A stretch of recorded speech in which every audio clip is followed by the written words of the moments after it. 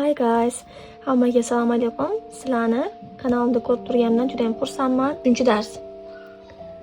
Numbers of nouns, ya'ni otlarning birlik va ko'plik shakllari, singular and plural. Xo'p, 2-darsda biz otlar haqida gaplashgandik. Bugun otlarning ko'plik va birlik shakllari haqida gaplashamiz. What are singular and plural nouns? O'zi otlarning birlik va ko'plik shakli nima degani deb so'rasanglar, singular noun, one person, one place or one thing. Ya'ni bitta odamni, bitta qaysi joyni yoki bironta bitta narsani anglatgan so'zlar bu singular noun deyiladi. Plural noun, more than one.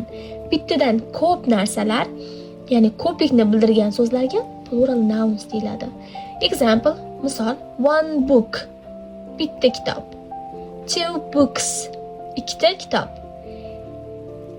Endi how to form plural nouns.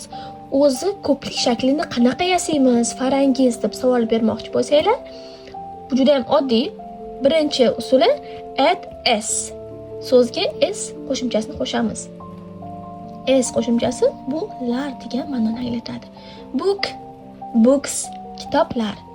Car, cars, mashinalar. Cat, cats, mushuklar.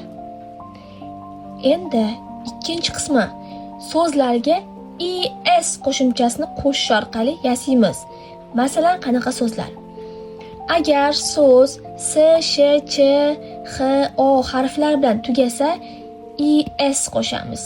Masalan, bus, buses, avtobus, avtobuslar, dish, dishes, dishlar, box, boxes, qutilar, hero, heroes, qahramonlar.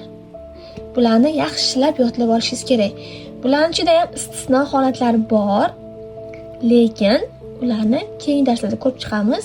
Shu qoidalarni yodlab olsanglar bo'ladi.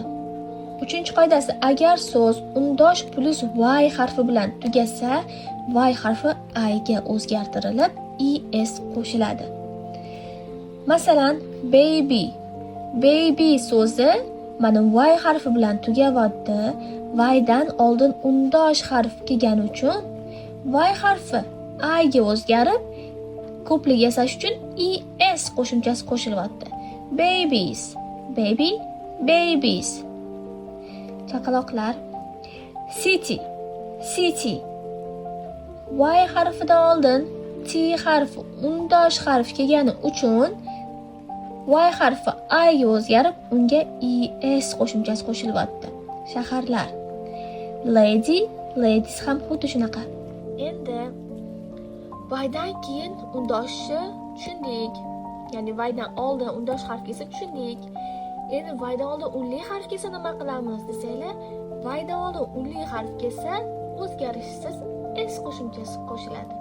Toy, toys, o'yinchoqlar. Boy, boys, o'g'il bolalar. Bu yo'q tushunarli bo'ldimi? Agar tushunmagan savolinglar bo'lsa, kommentariyada sizlarning savollaringizni kutib qolaman.